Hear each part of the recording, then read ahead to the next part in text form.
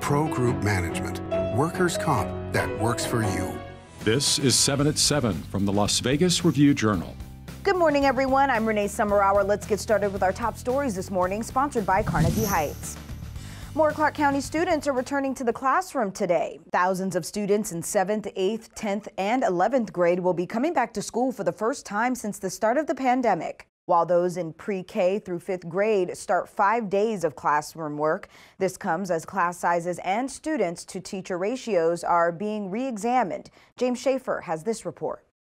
Upon CCSD's welcoming back of students, most schools had only less than half of their normal number of students starting in March. This due to state COVID-19 guidelines and decisions on part of parents to keep their kids in distance learning. The result of this has led to smaller in-person classes and the long-time ideal goal for the student-to-teacher ratio. Upon returning, however, some problems from pre-COVID will remain even after return. Data Insight co-founder Nathan Trenholm said the teacher shortage is by far the biggest hurdle, saying you can build more buildings, but if you don't have more teachers, you're just going to have empty classrooms. What we have yet to see is whether the benefits of the district's smaller classes change anything for its students who will return. For the Las Vegas Review-Journal, I'm James Schaefer. In other news, the fight over the race for the Clark County Commission seat is going to the Nevada Supreme Court. Review-Journal's Jen Ah explains. Good morning, Jen. Well, Renee, it all started out like this. Clark County Commissioner Ross Miller, a Democrat, was sworn into office 3 months ago. His Republican opponent, Las Vegas Councilman Stavros Anthony, lost by only 15 votes. Anthony paid $80,000 for a recount, but the results only pushed Miller's lead further out. Despite those results, Anthony is continuing to push for an election do-over, questioning the accuracy of the outcome due to voting discrepancies. So Anthony certainly has a case that there's some uncertainty here. It can't be fixed with these discrepancies, so you really don't know. But whether or not that rises to the level of there should be a new election, that remains to be seen. Miller's side declined to comment. The Supreme Court will hear this case on Wednesday. Renee? Authorities have identified 2 drivers who were killed in a wrong-way crash early Saturday on the 215 Beltway in Summerlin. 30-year-old Jacob Rerung and 37-year-old Emil Sarah Joseph were killed in the crash on the Beltway near the Far Hills Avenue exit. The Nevada Highway Patrol said Rerung was driving the wrong way when he struck another driver head-on. In your health news, Clark County reaches a critical milestone in the fight against COVID-19. The Southern Nevada Health District reported more than 1 million vaccine doses have been administered in the county. Officials also say that the COVID test positivity rate rose Monday to 4.3%. That was the first increase in nearly 3 months.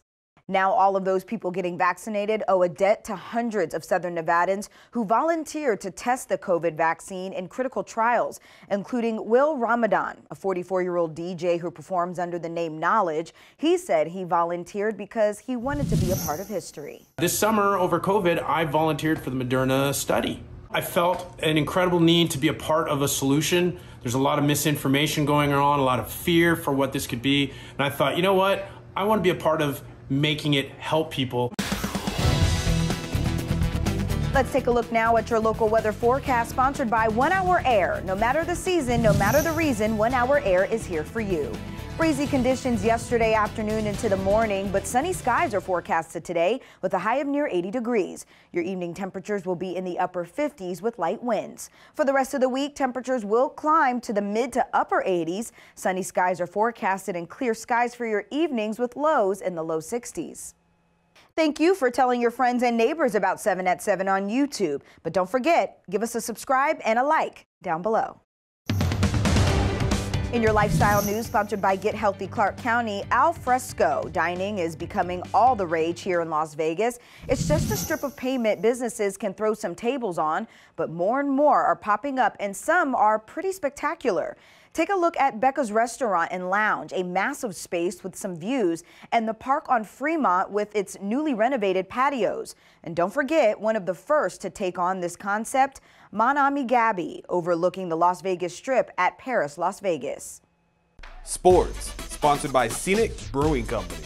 Gonzaga looked to make history Monday night in Indianapolis by becoming the first team to win a national championship with an undefeated record since the 1976 Indiana Hoosiers. But it was Baylor that made history. winning its first national championship while denying perfection for Gonzaga in an 86-70 victory. And now for your sports betting update, sponsored by the Las Vegas Paiute Tribal Smoke and Cigar Shop. Baylor covered as 4.5-point underdogs and cashed at plus 185 on the money line.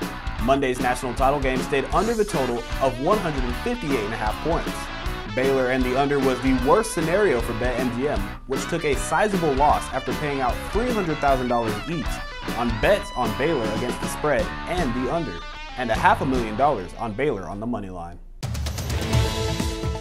In your business news, sponsored by Bank of Nevada, Bank on Accountability, more visitors are coming back to Las Vegas, and they are running into a small problem. Las Vegas has fewer drivers working for Uber and Lyft than it did at the start of the pandemic, and some visitors have complained on social media about waiting for a ride.